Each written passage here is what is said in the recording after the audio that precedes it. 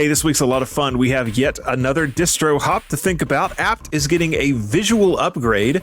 Ubuntu 24 is going beta. 30,000 German government PCs are switching to LibreOffice and eventually Linux. There's a bit of a kerfluffle about Hyprland, and Explicit Sync is coming. You don't want to miss it. It's a lot of fun. So stay tuned. Podcasts you love. From people you trust. This is TWiT. This is the Untitled Linux Show, episode 147, recorded April 13th, Rob's Boatyard. Hey folks, it is Saturday, and you know what that means. It is time to get your geek on. We're going to dive into some Linux news, all of the things going on. We've got a lot. We've got distros, we've got updates, we've got kernel stuff, all kinds of stuff. It's not just me. We've got the whole crew here, and we are going to, in typical ULS fashion, we are going to let Rob start us off with another distro hopper story, as Rob is wont to do. And now it's time for another Distro Hopper's Corner. All right, so this time I haven't actually hopped to this distro yet, but I might be trying it out soon. So with temperatures hitting over 80 degrees Fahrenheit, that is, here in Minnesota, I'm not boiling for you metric people. So anyway, hitting over 80 degrees around here, I am thinking about summer, and with summer, I am thinking about getting the old boat out on the lake.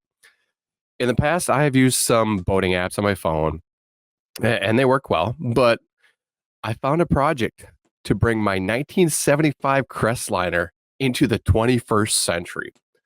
So what I've come across is a distro called Bareboat Necessities. With the Raspberry Pi, a touchscreen, and some good waterproofing, you can make your boat into a smart boat and a bunch of sensors and all other things if you really want to go deep. Or you could just, provide a nice dashboard for your voyage. So it is a full DIY, do-it-yourself project with a massive amount of information. So here is how the project describes itself. Quoting here, a completely open source solution for building a DIY marine computer, a boat, LTE/Wi-Fi gateway, and a cockpit chart plotter display from easily obtainable and affordable components. This boat project includes, and it's quite a long list, so I'm not going to do the full list. I'll do quite a few of them, at least the ones that caught my eye and that I understood. Custom open source marine Linux OS for your boat computer, waterproof marine touchscreen HDMI display, GPS receiver, sensor for orientation, AIS reader, environmental temperature, barometric pressure, humidity sensors, boat LTE, 4G gateway, network storage, boat Wi-Fi, optional autopilot integrations, rudder angle and sensors, optional air mouse with a wireless keyboard and touchpad. I didn't dig deep into what that meant. That I don't know if that's like just air mouse like that. Sounds, I don't know. Sounds like it could be cool. But boat IoT integrations via the MQTT, music player, and more. Like I said, I'm not gonna go into all of them because I'm just not. So anyway, Bareboat Necessities. It's kind of a fun name, right? A nice play on barebone necessities. But I think the community had some even better names to call the project, or at least to call the OS for that project. Some of the great ones that I caught on there, that really caught my eye, at least, is ubuntu, Pop iOS, Pop iOS, Arch, Open Seas. That one's actually pretty good. Instead of bloatware, this OS comes with boatware. And the question was also asked if it's written in C. That's SEAC. So anyway, I would like to point out Rob is a father. So yes, the dad jokes. Okay. I mean, There was a time long before I was a father, people called them Robbie jokes. Robbie being the name I was called as a kid. But, and people who know me when I was little, people who know my family, it still lingers on. But call me Robbie if you want. But anyway, this project seems huge with endless possibilities. And I doubt I will get very deep into this project, but I'm hoping I can at least get maybe a basic dashboard with navigation and music player set up this summer. With the temperatures being awesome, I took Monday off from work, so I got 2 more days to get started on this project. Fun. So Daniel wants to know, how many boats and ships and ocean liners do you own, Rob, with that amazing ULS salary? The one that I mentioned, just that 1975 Crestliner. Paid $1,300 for it a few years ago. Nice. Nothing special, definitely not. Yeah, that's fun. No, I like these little distros that they're niche distros, but they have a real defined purpose like this. I think that's cool. That's fun. I do not have a boat to put it on. I'm sure there's something equivalent for the car world, a car distro. Maybe one of these days I'll throw a pie in one of my vehicles and run that. But he's been dreaming of that boat since he was a little buoy. All right. Minnesota is the land of 10,000 lakes, so I mean, you gotta be on the water. And I had to get one. I mean, it took me 30 plus years before I got one, but I finally afforded that $1,300 boat. Fun. All right, Jeff, let's talk about Ubuntu. Yeah, so we're going to go from a brand new distribution to one that's been around for a while. So Ubuntu 24.04 hits beta. So that's Noble Numbat, or 24.04 LTS, as it's otherwise known. And if you're a longtime user of Ubuntu or one of the other flavors, you may have noticed this year the beta seemed to be coming out a little late. And the link in the show notes, which goes to the Ubuntu discourse notes, they mentioned that security is the reason for the delay. Because of the XY incident, or XZ incident, they wanted to make sure that there were no issues which were going to affect anything. Mm-hmm. Now, I loaded the beta for Kubuntu, and when I was checking the version of XZ, I have 5.4.5 and liblzma of 5.4.5. So they did take care of that, so it's not going to be an issue. For anyone wanting to try the beta, a person can either download an ISO and upgrade it, or it can be kicked off in the command line. Just remember, because it's beta, you'll have to make sure you use the flag set to include development versions. For everyone else, they'll just have to wait until the official version is released. Canonical's put a lot of work into the installer, from accessibility options. There's a new option to import auto-install configurations for templated custom provisioning, to options for experimental ZFS and TPM-backed full disk encryption. They even talk about, they want you to play with the dual boot options so you can make the transition and feel good that if something isn't right, you can still boot back into your old operating system. So they're trying to really be open and accepting of everyone, and know that not everybody's going to be able to just jump right into Linux right away, or maybe a different distribution. Give you time to get your toe in the water. The App Center and the firmware updater have had love added to them as well, and they encourage testing those features, but they do warn that firmware testing can have some risks, and to use caution. If you don't know totally what you're doing, that testing might be best left alone. In the notes for this beta, there's also a lot of links to where you can report issues with the different parts of the distribution. So, for example, if in the installer you have an issue, there's a link to go directly to where you would report bugs with the installer, and everything else, the firmware updater and all parts of it. Other things that are new is NetPlan is coming, which will be release 1.0. This is a network management configuration tool for both normal desktop and server users, and it will make it easier for a user to change the network configurations on their system. GNOME 46 will come with this release, which has several feature improvements, which we've gone over in other episodes. So for anybody who's forgotten, there's also a link in the article to the GNOME release notes so people can review them if they so desire.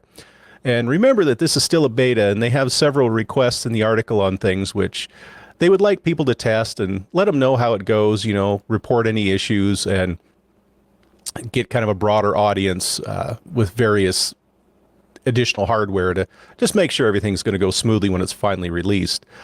Personally, like I said, I've loaded Kubuntu 24.04 beta. So far, so good. I've not run into any issues, and it seems pretty smooth. Now, as some detractors will bring up, this is still on KDE version 5. I bet, though, in the future, this is going to be an upgrade path to 6.1 and there's going to be an upgrade path in the not too distant future. A lot of people are speculating that maybe when they get the backport repositories going, we'll see it there. They'll add the 6.0 or 6.1 option then. Until then, if I need my KDE 6 fix, I'll just jump over to my Fedora Rawhide install. Though some people in the Discord kind of got me wondering about running Gentoo. I might wipe out my Fedora and hop on that and see how that goes. But oh no, we've yet another distro hopper.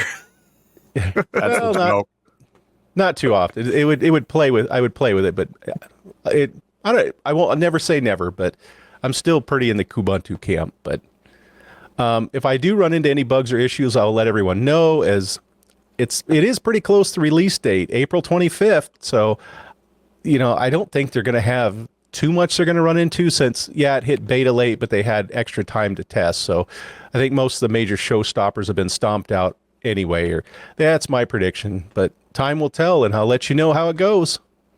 Yeah. Interesting stuff. You had to reboot before the show, and when it was just me and Rob sitting here, I was like, Rob, I told him he shouldn't have installed Ubuntu. That's surely what it is. It's good. I read about the upgraded net plan when I was looking at this, and personally, I'm not a fan of net plan. Probably only because it's Ubuntu only. And I just think I see no reason not to just standardize it. It's networking. I don't know. Yeah, there's a perfectly usable network manager, network D or whatever they call it. Network manager is what they call it. Seems to work fairly well for me. Took a little while to get used to. I found myself trying to configure ifconfig files, and why is this not changing anything? No, well, that's because there's the new thing. But once you get used to it, it's actually kind of slick. Yeah, for something as basic as, okay, you can get really deep in networking, but something as basic as setting up the your network card, I guess. They sure do change the distros or everything a lot. Yeah, no joke. Just wait until you try to do something fancy like setting up bridges in Linux or virtual adapters like VLANs and all that between the different distros there. I was surprised with the latest network manager, in the latest RHEL releases. It's actually not too bad. You find the right page of documentation, you kind of know what you want it to do. It's not terribly difficult. I was fairly impressed the last time I did it. Yeah, I don't remember the last time what distro I was trying to do it on. So I am midway through a router upgrade. My router is virtualized. It's a virtual OpenWRT, and I now have two of them. They're both virtual machines, and when I want to work on it, I just go and I look at the settings on the one, take it down, bring the other one up, and then compare the settings and fiddle around with it until I get everything working. And I'm about probably 80% of the way there. I've got some VPN stuff that still needs to come over, but it's an upgrade from 18 dot whatever, I was 17 dot whatever, I think 1703 that I was running, to now I'm trying to go to 22.03 on OpenWRT. So it's we're skipping some versions in the middle. It's got to all be done by hand. Oh, anyway, that is not about Ubuntu.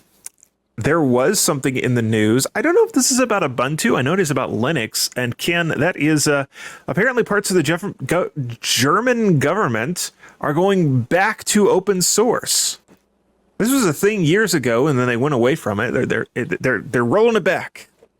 Yes, Jonathan. Actually, it's going to be a different city that's rolling it back, according to debugpointnews.com's Arendum, he wrote about the government of, now I apologize if I'm mispronouncing this, my German's terrible, Schleswig-Holstein, approving the migration from Windows to Linux and from Microsoft Office, come on, give me some booze here, to LibreOffice on 30,000 computers across various government agencies. It includes using Nextcloud, OpenExchange, and Thunderbird to replace Microsoft SharePoint, Microsoft Exchange or Outlook, and Active Directory. The government aims to avoid vendor lock-in by utilizing these open source software options, allowing them to participate in development and address emerging problems more effectively. The first stage of the migration process focuses on replacing Microsoft Office with LibreOffice. Arendum notes there could be many challenges ahead with document management, such as OCR, scanning, document format supports, PDF issues, and so on, or etc., whichever you prefer to use. He hopes these will be resolved since the Document Foundation, the organization behind LibreOffice, is involved in this migration. Good. I agree with him that this is bound to improve the quality of LibreOffice in the near future. Yeah, so this is fascinating. I saw this story too. I kind of alluded to this. There was one of the German cities or states that back in the day was running Linux. The problem with what they did is they built their own Linux distro, and it was this really weird like shoestring operation that they did to run Linux, and they finally moved away from it. And when I finally read the details about them going from Linux back to Windows, it's like, well, yeah, you rolled everything on your own. Of course, you have terrible support, and it's not really working for you. One of the things that's missing here is what distro they're going to, and I've not found that really nailed down. I think it would be fun. I think it would be fun if it was OpenSUSE, because that is the German company.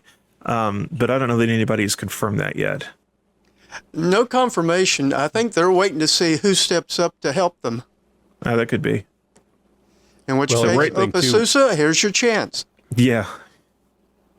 Good, Rob. One thing too, when they rolled it back last time, there was also Microsoft putting their headquarters or a rather large building in the city too. So there was a little financial incentive as well. I didn't know about that part. That's interesting. The things you don't hear about. One thing that was alluded to in the Document Foundation's blog is this may be in line with some of the EU laws that are coming out. Yeah, that's true. I know Microsoft is working to be working to follow those laws, as well as Apple and Google and all the other big players. And some of those require some big changes from them. So I don't know if that is directly related here or not, but it'll be fun to watch and see what happens. And like you say, I think it'll be neat to have all of the additional LibreOffice users, because it's a whole lot more testing and bug finding, and hopefully things will get fixed. Cool. Yeah. And of course, you get to see your tax dollars actually being used for something. Not just getting sent to the big corporations for paying for software. Yeah, it'll be fun. It'll be fun to watch. Hopefully it goes better than it was the city of Munich that was all on Linux for a while and then had to roll that back. Back in 2017 is when they started the rollback to Windows. All right, so I've got a story here. I don't want to talk about this story because it's not any fun, but folks need to know about it. We need to cover it. So we've talked in the past about Hyprland, the tiling desktop manager. He runs on Wayland, does some really fun stuff. And the guy kind of at the head of this is Vaxry. Yes, Vaxry is his name. Runs a Discord server talking about Hyprland, and people have complained in the past that Discord server the word toxic has been thrown around. things have happened. The link that I've got is to a video by Brody Robertson. And the reason that I've linked to this is because he does an extremely careful and good job of, in an unbiased way, telling you about the two sides of this disagreement and also linking to all of the relevant documents so that you can go and read them all for yourself, come to a conclusion about what you think. I'm going to tell you one thing that I think about this, and then I'm going to leave the rest of it to you. So what happened is the Free Desktop Code of Conduct Committee reached out to Vaxry, and from what I understand, they let him know that due to some things that had happened on this Discord server, they were officially warning him and essentially saying you need to clean up some things in your community or you're going to be in violation of the Free Desktop is kind of the overhead, the owners of the Wayland stuff. X11 and Wayland. It's organized by the Free Desktop organization. So their Code of Conduct Committee reached out and said, because of things happening in your Discord server, we're just officially, formally warning you that this needs to get cleaned up. And Vaxry responded by posting the entire contents of the email to a blog and making comments about it, essentially saying, what happens on this Discord server doesn't have anything to do with Free Desktop, go away. And then it was responded to by the Free Desktop Code of Conduct Committee with a response that said that's not acceptable, and a response back from Vaxry that said, again, nothing that happens here has anything to do with you, go away. And the results are that Free Desktop has made a code of conduct enforcement and has banned Vaxry from the project. Now, we do need to talk about one thing that's really important. This does not mean that Vaxry cannot use that code, right? So the code of conduct does not trump the open source license. The license on the code is not changed. Hyprland still gets to use Wayland. All of this stuff can still flow downstream. And in fact, that would be a violation of the open source principles and the open source license if it were any other way. So just let's make that clear. Hyprland still gets to use the Free Desktop code. What this decision means is that Vaxry does not get to make bug reports or push code back up to Wayland. And that really is probably the biggest outfall the biggest fallout from this. Like for normal users, there's a blockage here of code flowing the way that it should.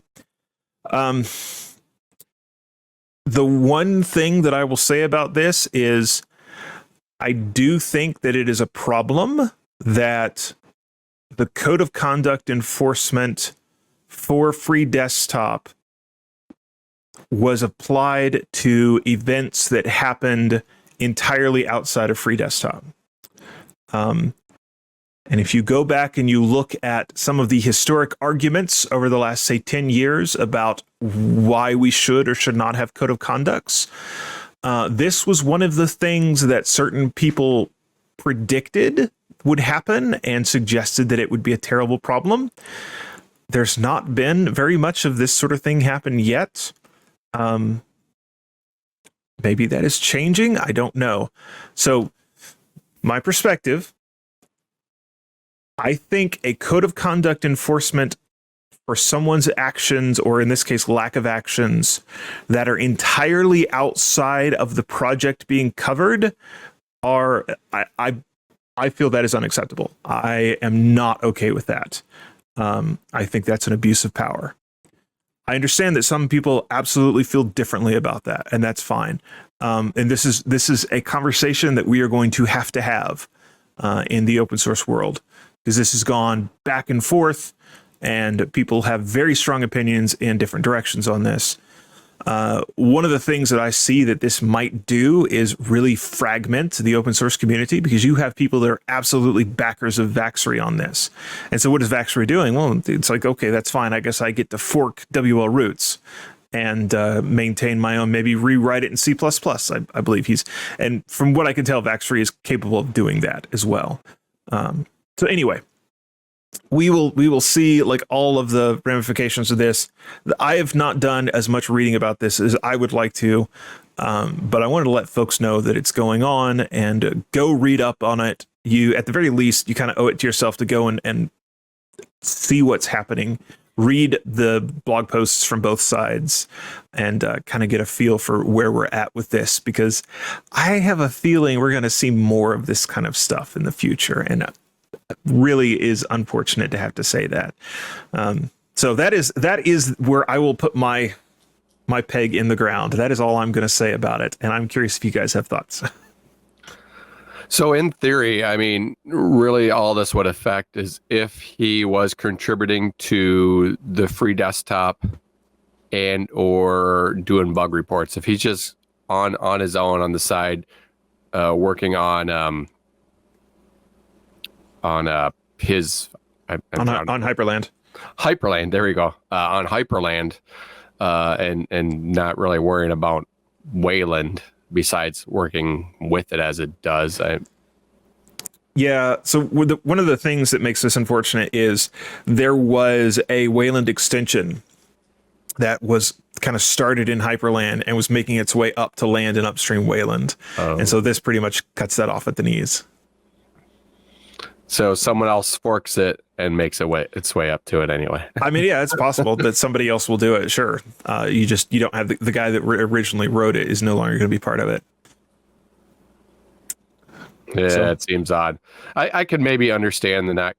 I mean, in theory, if he actually did something that was worthy of being COC'd or whatever, saying, okay, you can't make commits, but bug report seems like it doesn't touch the code. Anyone should be able to say that unless they're abusing that specifically.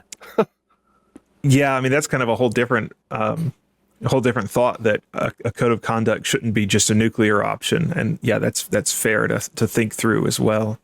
I mean, if I'm running some applications or desktops, sometimes something crashes and all you got to do to do a bug break basically is push a button. Is like, I don't think that's probably not the case with any of the specific code, but I don't know, sometimes bug reports are just almost anonymous. Yeah, so there is a scenario here that's kind of funny. So what happens if Vaxry finds a vulnerability and he's not allowed to report it? Oh my! Send it to the news.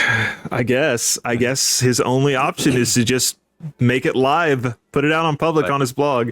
I was going to tell you guys and hold it for, 90, 180 days until you fixed it, but I'm not allowed to, so. Yeah, I was going to give you your 90 days, but I'm not allowed to send you emails anymore, so. Yeah, I think there's some spite going on there. I think so. And there's probably room that it could have been handled better on all sides, as almost always things like this go. Was that the Hyprland Discord, or was this? Or it was the Hyprland Discord where things happened and were said. And from what I understand, the specific instance, things did not get. Something was said that people felt should have been removed from the server, and it didn't. So it was a lack of moderation issue, and and even the thing that was said, some people look at it and go, "Oh, that's hilarious," and other people look at it and go, "No, that's really problematic." So. Free Desktop manager is the moderator for the Hyprland Discord? No, that is the problem that I have with this. Is that the Hyprland Discord is not associated with Free Desktop in any way. And so for them to use a code of conduct enforcement for something that happened there, I feel is particularly inappropriate. Yeah, I mean, if you want to be in charge over my Hyprland project, how about you financially support it then? Yeah. So I agree with you, Jonathan, because if they were really touting the free desktop and, on the site and kind of made it linked, even just virtually with association quite a bit. But when it's kind of your own site and they're like, yeah, it's not so connected.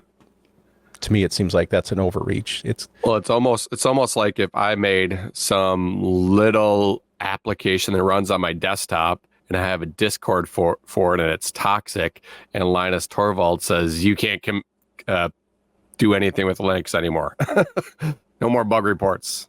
Yeah, that's pretty much that's parallel. an extreme example, but it sounds like somebody thought they were apt to step on this. But yeah. So I have seen one thing that really concerns me, and I will the last thing we'll say about this before we move on, and that is there's a group of people because of the things that were said on this Discord server. People were upset about it, and that's fine. I can understand. There's no accounting for taste. There's no accounting for what people get offended by. That's legit. I get offended by things that other people think are silly. I have seen people in response to this say, well, all of the distros should now stop shipping Hyprland. And I have to put my foot down and say, no, that is not a thing that we should support. You don't kill code because you don't like the people behind it. That is one of the core open source principles. So I will never be in support of that, and I will always call it out as more toxic than the things that you think you're offended by. Well, if that was the case, they wouldn't have had the riser file system hang around for so long. I mean, there's the poster child right there. Yes. That offends you. Come on, Jeff. That was all in good fun. Oh. No, for me, like I said, it's if you're acting as a representative of the project, you have the code of conduct. If you're not acting as a representative, you're not a figurehead of do what you want. Go nuts. Yeah. Not that nuts. Don't go riser nuts. No. I was thinking more strong bad nuts. Go crazy, go nuts, Okay. All right. Let's now talk apt, as we are apt to do here. Apt is going to look good. Rob, how is apt going to look good? I've often heard I'm apt to look good, and so is apt. You often hear that? Every day. In the mirror. You got to give yourself that pep talk in the morning. It keeps you going. So this one is it's for you, Jeff, and for you, Ken, and for all the other Debian and Ubuntu base fans out there. At least Debian and Ubuntu first. It's going to hit the other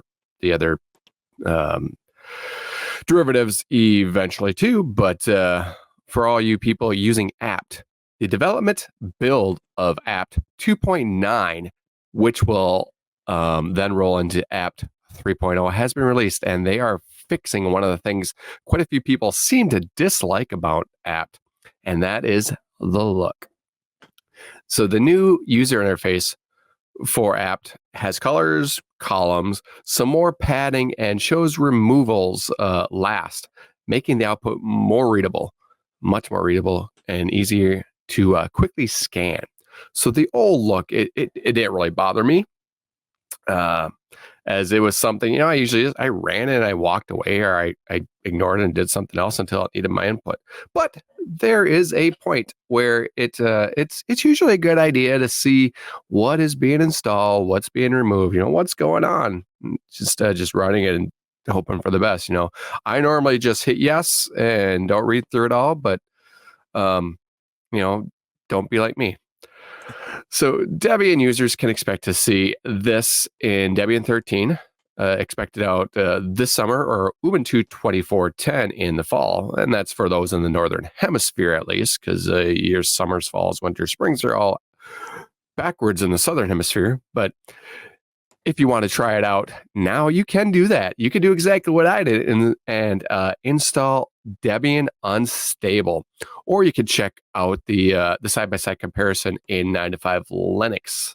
The article's in the show notes. So for those watching the video, let me just give you a quick little visual here, though.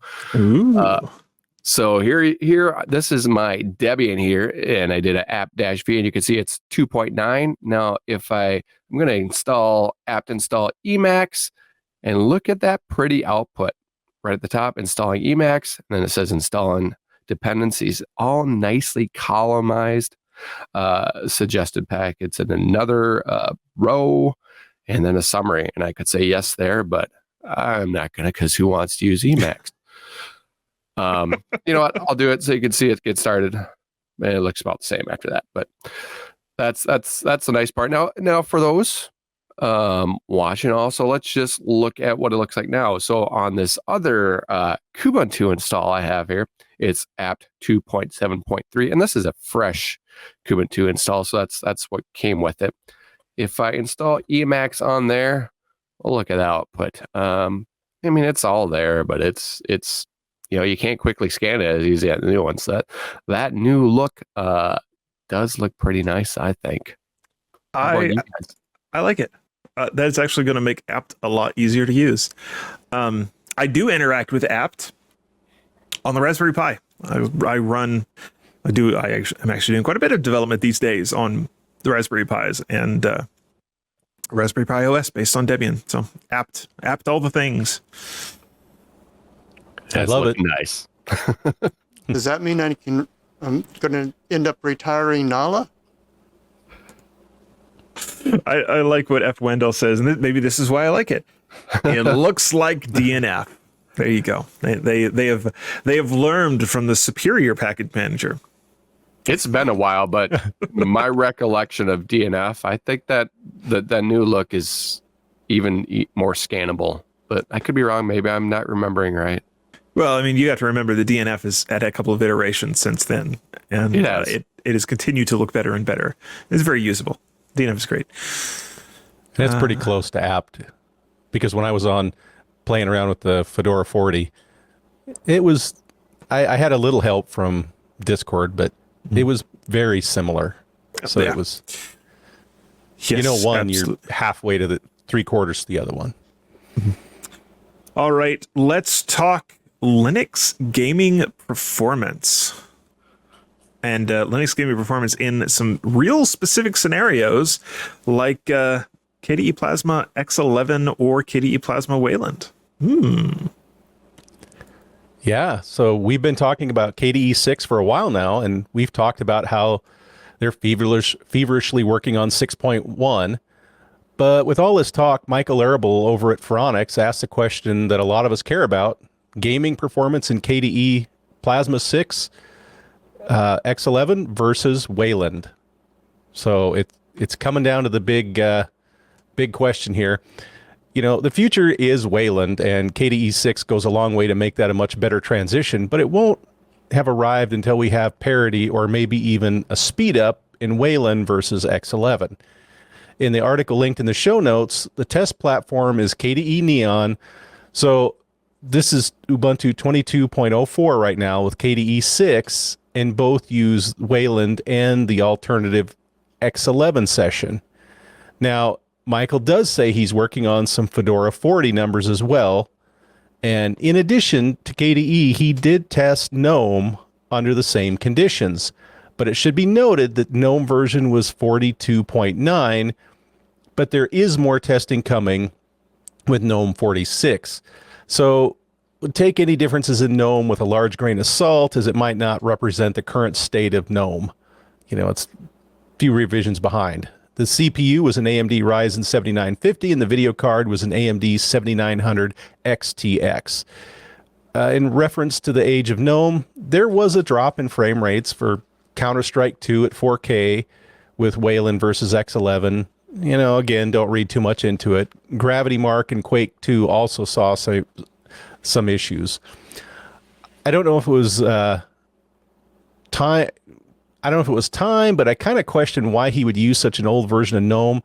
unless he's going to show in a later article improvement from 42.9 to 46, just like where Fedora 40 is waiting in the wings. So I could see this benchmarking turning into a couple different articles and doing various comparisons between distributions and changes in time with GNOME. But we've not talked about KDE and can't have GNOME taking all the spotlight. Well, the good news is there isn't anything to really talk about. Both Wayland and X11 were running in the noise. The difference was that statistical noise. So they're basically meaning basically they're the same. Gaming and several of the synthetic benchmarks were at parity. And, for a lot of it, GNOME X11 was also right there in the noise with KDE.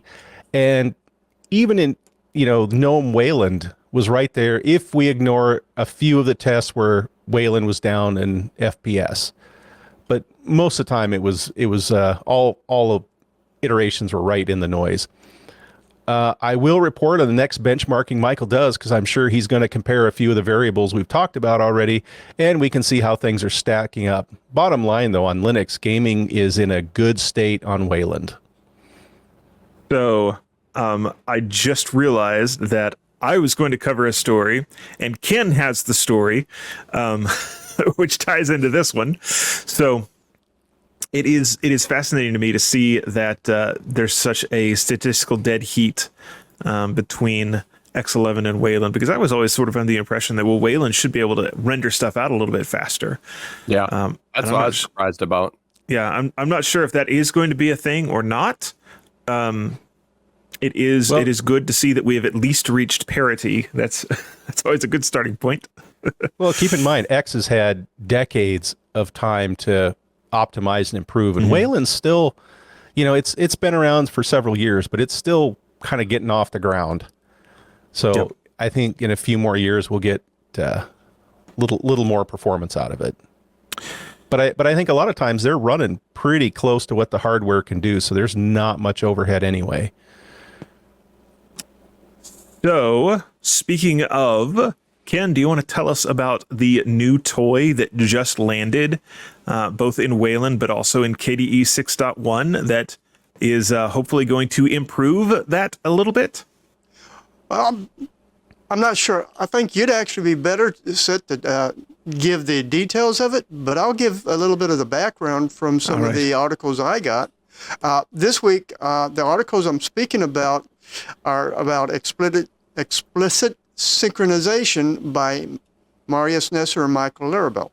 Now, Marius tells us explicit sync is a new protocol based on DRM synchronization objects where apps explicitly tell the user space graphics driver, kernel, or compositor when rendering is complete. He also refers to a recent post by KDE developer Xavier Hugel explaining why the explicit sync protocol will finally settle the score for everyone. Until now, when apps rendered things, they weren't rendered immediately. This method is called implicit sync and involves apps recording a list of commands with the OpenGL or Vulkan drivers for the graphics card to execute, which could lead to the issue some of you are experiencing with NVIDIA and Wayland. With the explicit synchronization in place, these accidental synchronization will no longer happen. In addition, Xavier says that it will boost performance by reducing the work drivers have to do because apps will just tell them directly instead of having to figure out the dependencies of tasks from a list of commands. Marius and Michael informed us the merge to add explicit sync support to the DRI3 and present extensions and the X-Wayland implementation. Michael states Red Hat's Olivier Fordan announced he has created the X-Wayland 24.1 branch of the current X-Wayland Xorg server code. Olivier plans to release the first X-Wayland 24.1 release candidate next week. A second release candidate in early May, and officially release X-Wayland 24.1 around the middle of May. Now, we should see more NVIDIA users ready to adopt Wayland. And Jonathan, do you want to give us a deep dive on that explanation of the explicit synchronization? I'm not sure that I can go as deep as I would like to, but I did read through Xavier's post on it. So I've got 2 links on this as well. And the 2 things to keep in mind are this is coming. It's landed in KDE 6.1. And it is sort of an upstream Wayland thing as well. And Xavier has some thoughts on it about why it's a little bit better than what was done before. And so essentially what we're talking about is you have an application that is running that's making OpenGL or Vulkan calls, and it knows when it has put everything out there for a frame to be ready. And what this synchronization does is it gives the application a way to tell the rest of the system, this frame is ready, we can render it, we can send it off to the screen, and then it can start working on the next one. And the old model, as he says here, was something called implicit sync. And the idea was that you had to talk to the kernel.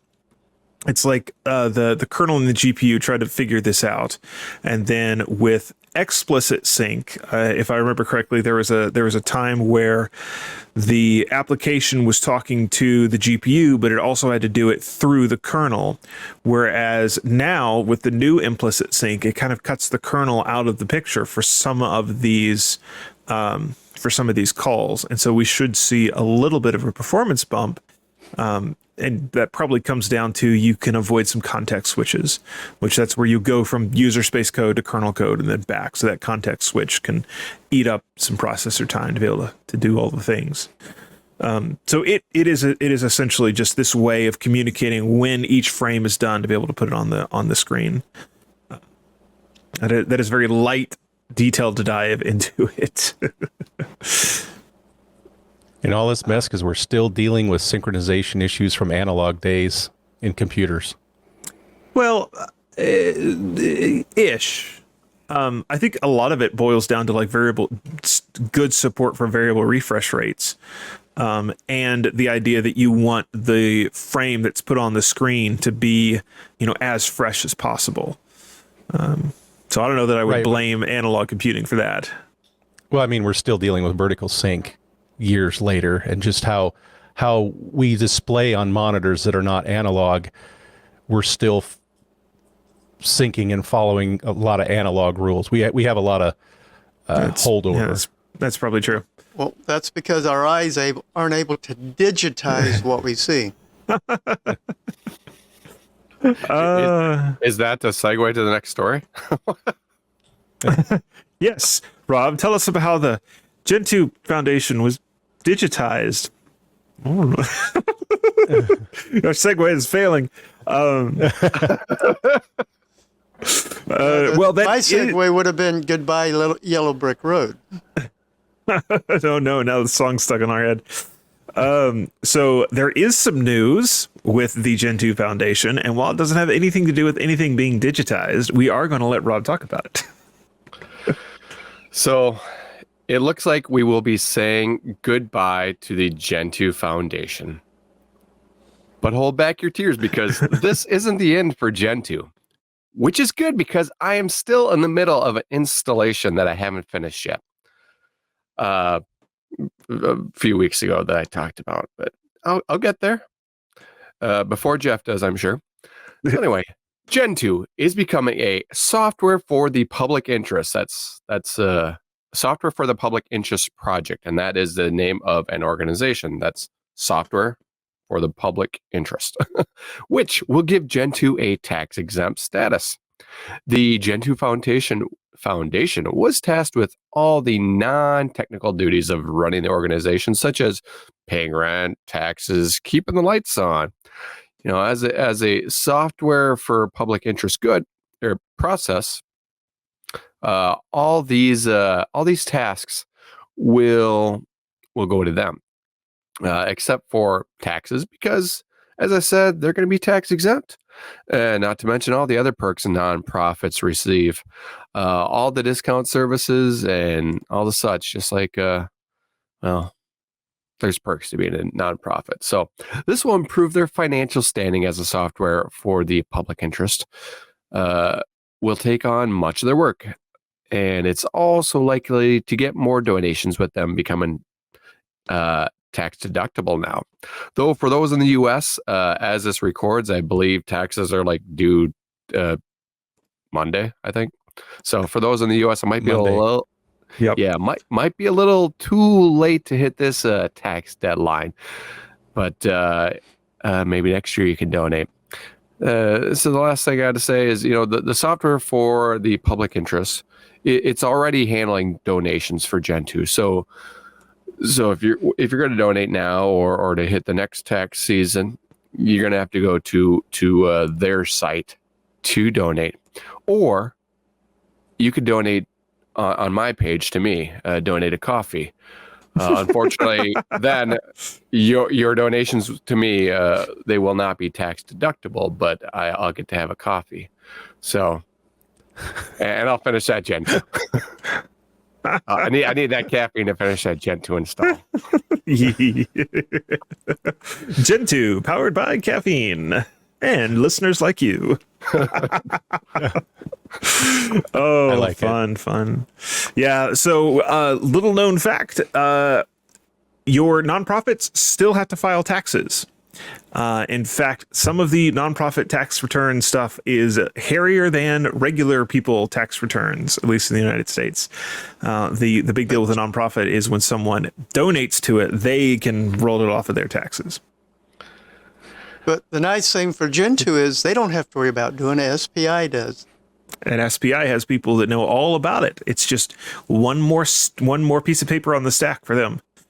There's several of these groups. There's SPI. There's the Linux Foundation. Well, yeah, there's the Linux Foundation. There's a couple of others. I'm trying to remember what Meshtastic uses. It is I don't know. It's another group like this, and they'll do things. They handle your money for you, and so developers, if they need to spend something, they can go and request getting things reimbursed back to them. There's several of them, and they're useful. They're super useful to have. And depending on the size, the tax paperwork isn't too bad if you're small enough. True. It's just, a lot of times, even though you're a nonprofit, you may still have employees. And so you have the big tax burden of working with filing for employees and all that stuff. You don't get away from that. Death and taxes, they really are inevitable. Yeah, I guess there's always going to be some taxes for something. Yup. There always will be. Let's see here. Is x86-64 v5 inevitable, Jeff? Too long, didn't listen? No. So this is another continuation story, and we've talked a couple times in the last few months about how Canonical was compiling versions of their OS to a higher version 3 to be exact, just test distributions. And even Fedora has talked about maybe upping the version level they compile to.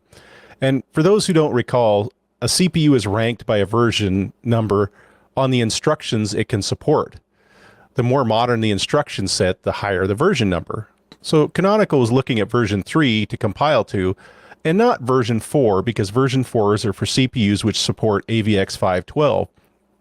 Some of the current consumer desktop CPUs from Intel don't support that instruction set. They did for a while, then they decided to drop it and only keep it on their enterprise chips. I think that was because they didn't want to cut into the enterprise market with their desktop chips. Version 4 is as high as it goes, though, officially. Well, unless Lawrence Benson's suggestion comes to fruition, and we'll have version 5. Now, version 5 would support AVX10 instructions, and most have probably not heard of AVX10 instructions because they're not officially rolled out yet. So it's a proposal from Intel. I won't go into the full details of AVX10, but it builds on AVX512, but for performance and efficiency cores, so it's for hybrid CPUs. For example, there are 256-bit vector links that could be supported by the efficiency cores, and for example 512 for the performance cores. So Intel did announce this a few months ago, and they also have APX or advanced performance extensions at the same time, which would theoretically show up in sync with the AVX10. But I won't, again, another one I won't go into because it gets deep, but there's a claimed 10% increase in efficiency, which means there would also be 10% less instructions needed, which would give a performance increase. All these new features are coming to support hybrid designs, like I said, which, again, Intel currently has. That's the performance core and the efficiency cores. It's considered a hybrid design because of the two different cores. As of now, it's simply a suggestion, and even Intel has been talking about how to handle it, because while the AVX10 should be backwards compatible with AVX12, it isn't guaranteed. So there could be exceptions to which AVX10 might not support AVX512. So having a higher number traditionally having a higher number would assume the CPU could fully support all those previous inversion instructions, but in this case it couldn't because it's not guaranteed. And that's the entire basis of the ranking, that each version can support all the features before it, and if it can't, then it's going to break things, because compilers, for example, are set up to compile at a certain version level. Well, they might be including instructions that the silicon can't handle. Intel says they've had a lot of internal conversations on how to handle things, but they're open to suggestions since they can't come up with any kind of consensus. For the time being, we're going to have to wait and see how AVX10 is fully implemented and the other instructions along with it, and see how this is all going to shake out. Those in the audience who like to compile to their CPUs for full performance instruction sets are going to have to look forward to, they have a lot to look forward to, and you might have an interesting time configuring what the silicon supports and what it doesn't. So I'll pass along any updates as we know more and decisions get made. There is a link in the show notes to the original LLVM article where it was first brought up, and there's also a link to a Nantech article where they have a much deeper dive into the instruction sets and, how they work and why some things might not work.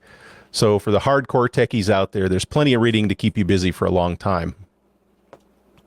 Yeah, it's fun.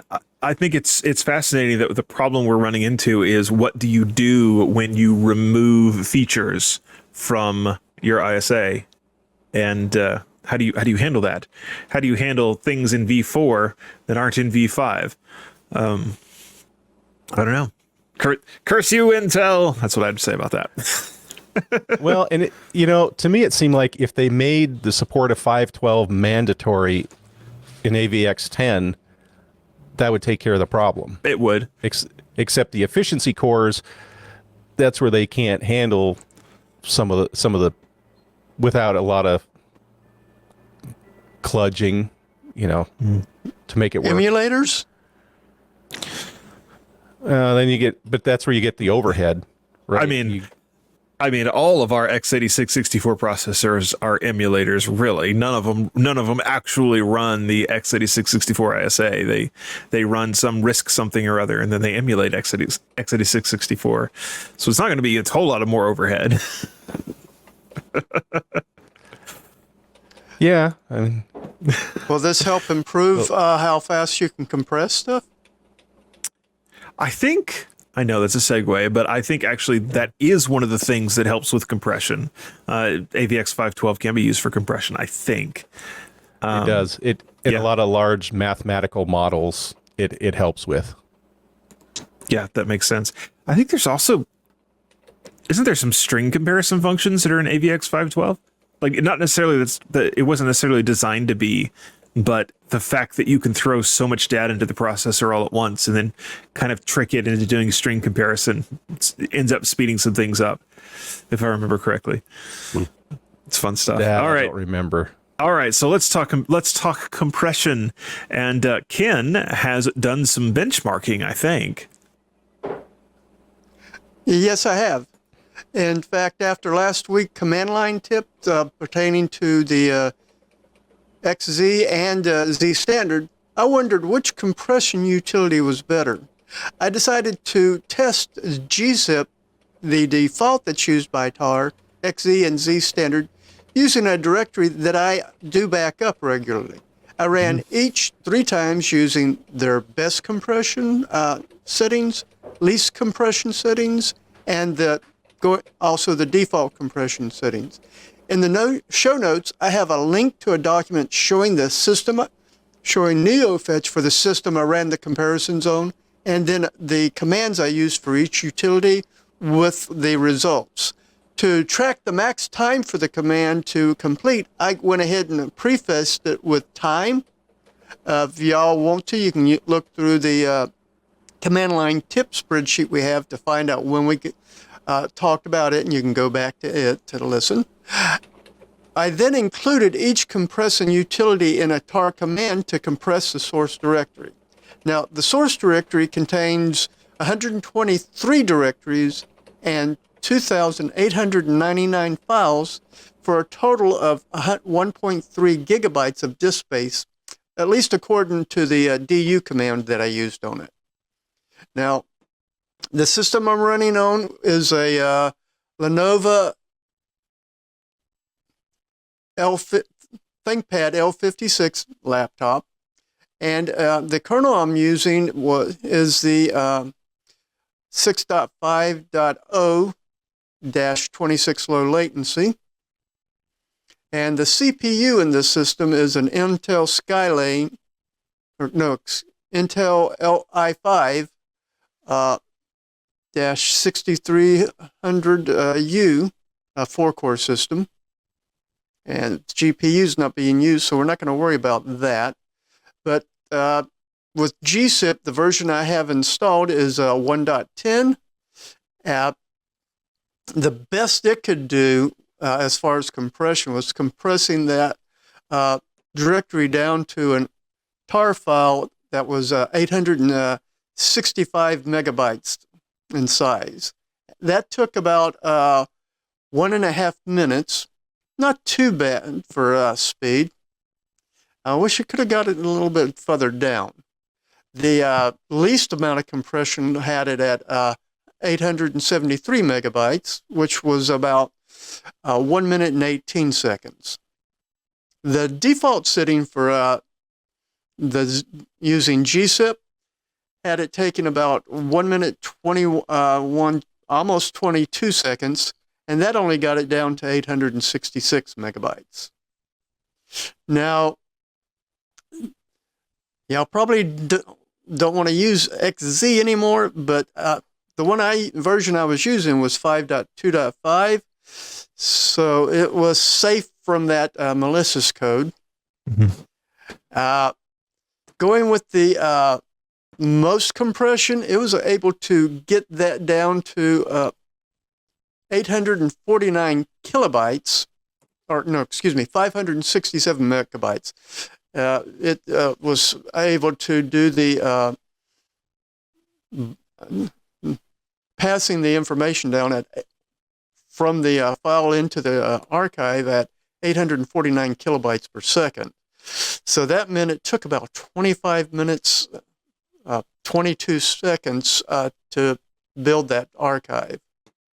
Going with the least, it was a little faster. It only took 2 minutes, 15 seconds, but it only compressed it down to 815 megabytes.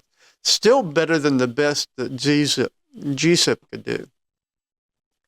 The default setting did get it down to 666 megabytes, and that took 7 minutes, 55 seconds. Might as well call it 8 minutes, right? Pretty now, much. Here's where Z stands used, and this is version 1.4.8. It completed with the best compression. It completed that in 5 minutes, 54.478 seconds, and that was compressing it down to a 531 megabyte tar file. With the least amount of compression, less than a minute. 50.165 seconds. That only got it down to 859 megabytes. So, And then with the default settings for Z standard, it's still pretty good as far as speed, 58.876 seconds. And that compressed it down to 799 megabytes. So I think I know which one I'm going to be using in the future. Yeah. Well, I don't know. XZ and Z standard both had a fairly decent showing, I would say. And you talk about not wanting to use XZ.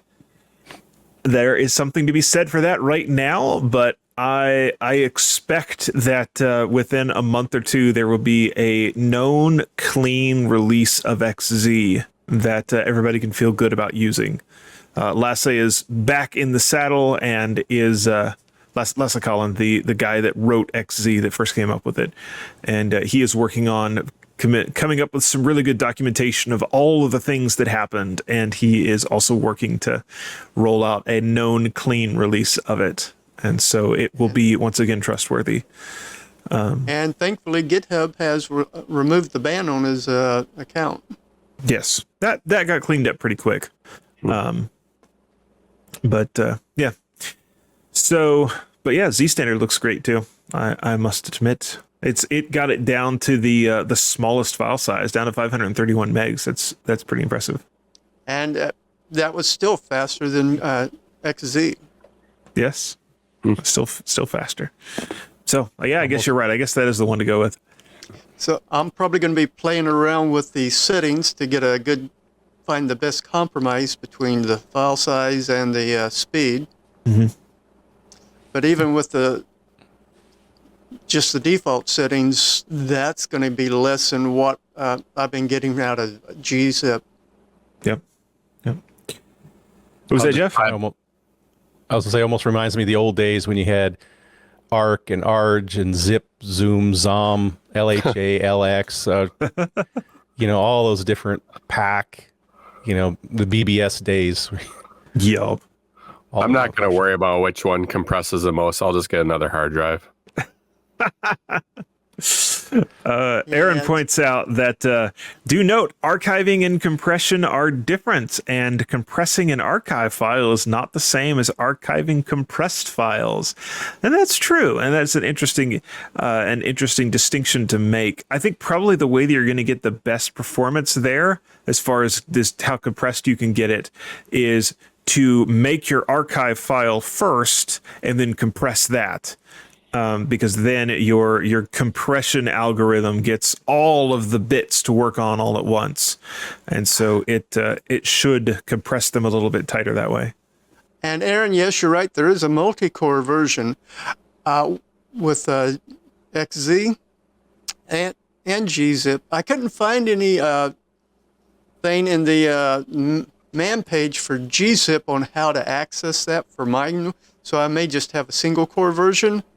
But with the XZ and Z standard, I did use the command to let it automatically use as many cores as possible. Ken, I was kind of thinking your old computer maybe only has one core. No, according to NeoFetch, 4 cores. Fun. Little shade being thrown on the old computer there, but that's all right. Okay, so I've got one final story. It's going to be a quick one, but it tickled me. I thought it was hilarious. Well, a certain line in it. So it's about Lava Pipe. This is the CPU-based Vulkan driver. This is the graphics card driver when you're not actually running it on your graphics card. And this is usable for some things. There are some times where this is extremely useful, like if you've got a card that's only running in VESA mode and you have a desktop that is not very good about turning off compositing, well, you will need something like this. So a developer, Konstantin Sauer, says that he has added the ray tracing pipeline stuff to Lava Pipe, which basically means that Lava Pipe can now do Vulkan ray tracing right on the CPU. It can do CPU only ray tracing, which is cool. It's a couple of thousand lines of new code, and the guy that wrote it, says it passes CTS, which is the test suite. I did not test any games because I did not have time to wait for a frame to render. Performance improvements will come soon-ish. That was great. It's hilarious. And it's probably not much of an exaggeration. The performance on this is going to be terrible. I don't know if this is really ever going to be a practical thing. I don't know. I don't know if there's a reason why we have graphic GPUs. Yes. Yeah. Well, I was going to say, I thought we kind of talked about this initially when it came out 2-3 weeks ago, and I want to say it was like 12 or 15 frames in like Counter-Strike 2 at like 640 by 480, or something really, really low. Yeah, some of them get really. Now, what's fun is where you have, and Laravel has been run tests like this before, where you get some server CPU that's got like 256 cores on it, and you throw that at this, and you can actually get playable graphics that way. It's kind of fun, but it's a terrible idea, and you don't actually want to do it. Well, I kind of wonder if they get the performance up a little bit. And could they get it rendering with the GPU so the GPU could offload a little bit and you could use your CPU and your GPU? I would suspect that the problem you run into there is the latency between the two. Because GPUs are configured right now, the way they hang off the bus, they do very well at dumping large amounts of data across very quickly, but to try to like share the rendering of a single frame, you would have to get the latency down really, really low on that. And even if you could, are you going to gain that much? Yeah, I think that's the other thing. You'd have to have a really underpowered GPU for that to be much worth it. But who knows? Maybe give it 5 years and somebody may come along and find that idea. And next thing you know, we've got some weird heterogeneous compute platform where cores are just cores, and who knows? Or helping the integrated GPU, which isn't going to be as powerful.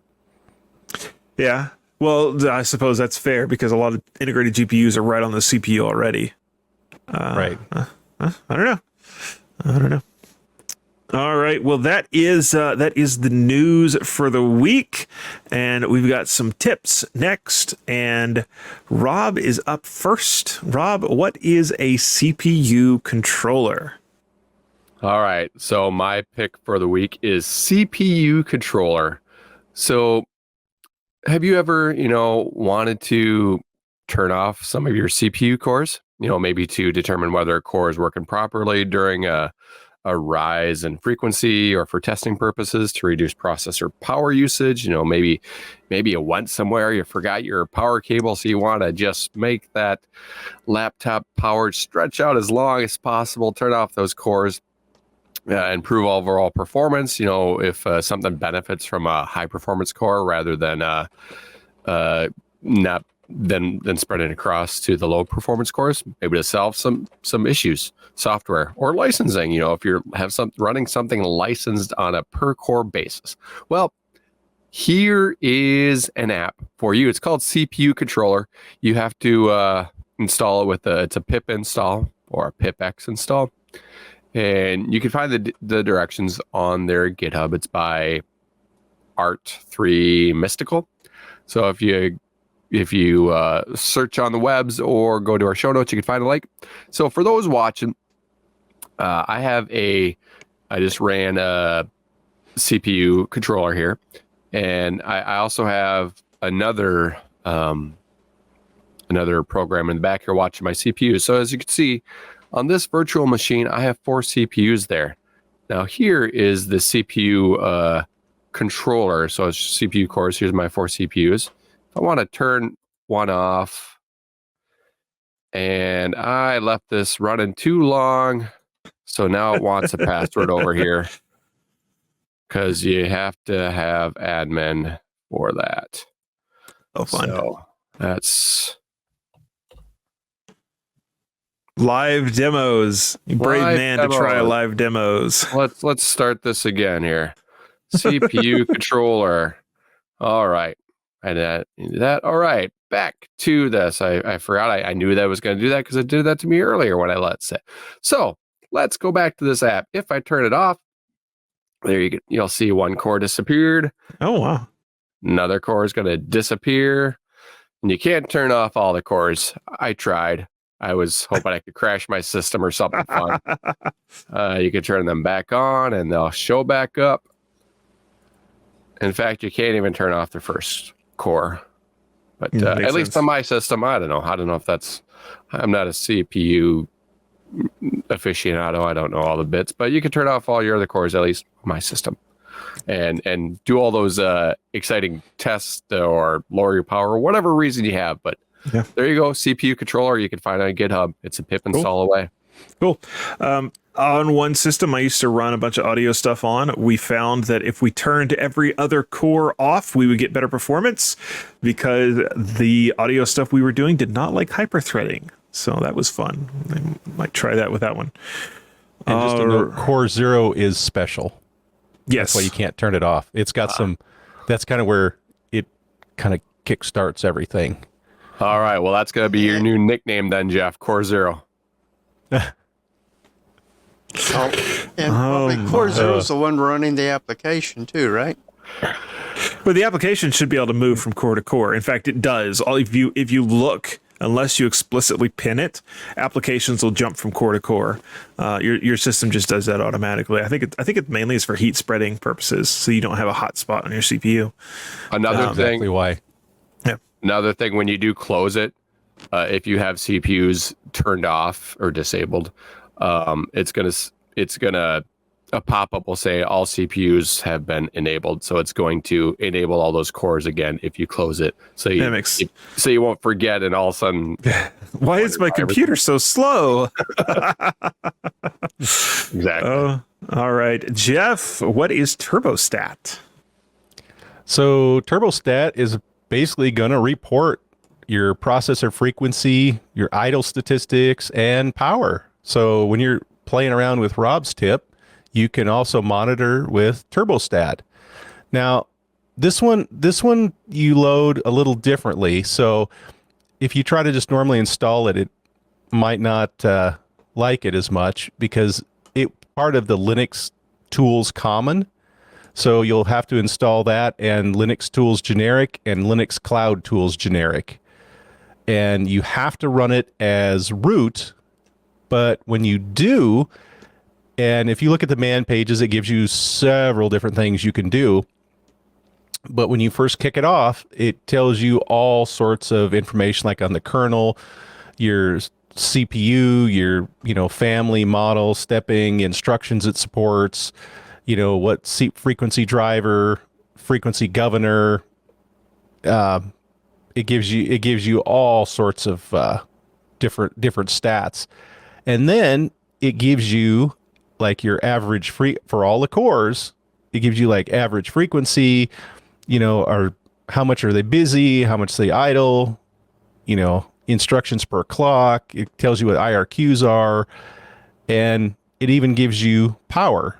So it can give you your core wattage or your entire package wattage. So you can watch that change as you load and unload the CPU. So give Turbostat a try, see what you think. If you're really into the hardcore statistics, I think that would be a good one for you to look at. If you're only wanting, kind of a task manager kind of thing, there's better ones out there. This is very specific, more frequency, power, the internal under the hood more. Yep, very cool. All right, Ken, what do you have for us? Well, as I'd mentioned last week, we want to make sure we've backed up before we do start our spring cleaning. So I hope you have backed up, because that's what we're going to start with this week. This is actually going to be a four-part series. The first part is going to be cleaning out your, if you're using RPM, the RPM or DNF cache.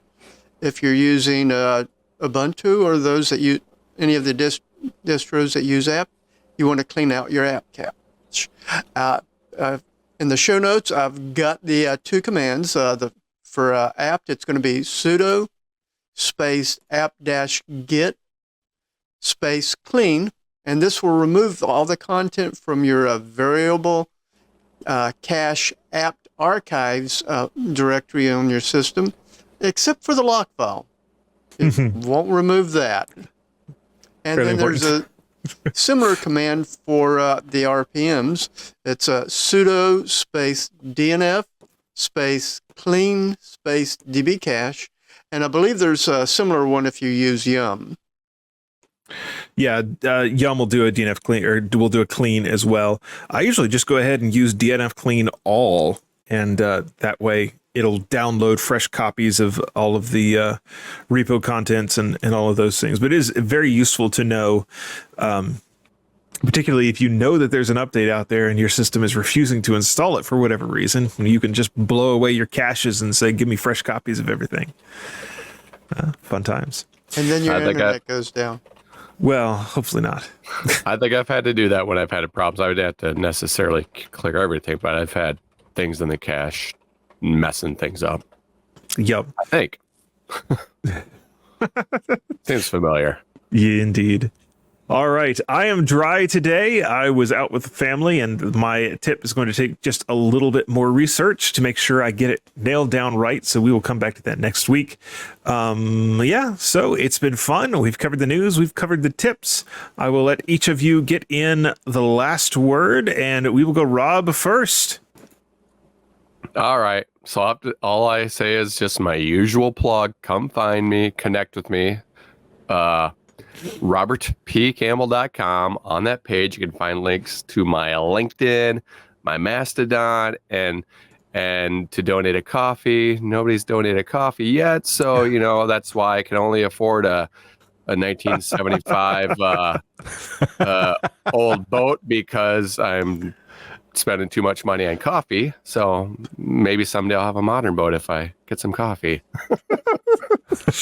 All right. And Ken? Well, just want to remind everybody, even though you may be spring clean, do backup offsite, and make sure you've got a printed copy of that backup somewhere. Yep. All right. Jeff? Nothing but Poetry Corner this week. So, seeing my great fault through darkening blue windows, I begin again. Have a great week, everybody. All right. And thank you for me. Thank you for everyone that caught us live. I sure appreciate that. Had a really decent crew in here with the new StreamYard options, and really enjoying that, I will say. And then thank you to everyone on the download as well. We sure appreciate it. You can find my work over at Hackaday. That is the new home of Floss Weekly, and that is also where the security column goes live every Friday morning. And sure appreciate it. Thank you to everyone that has been here, and we will see you next week on the Untitled Linux Show.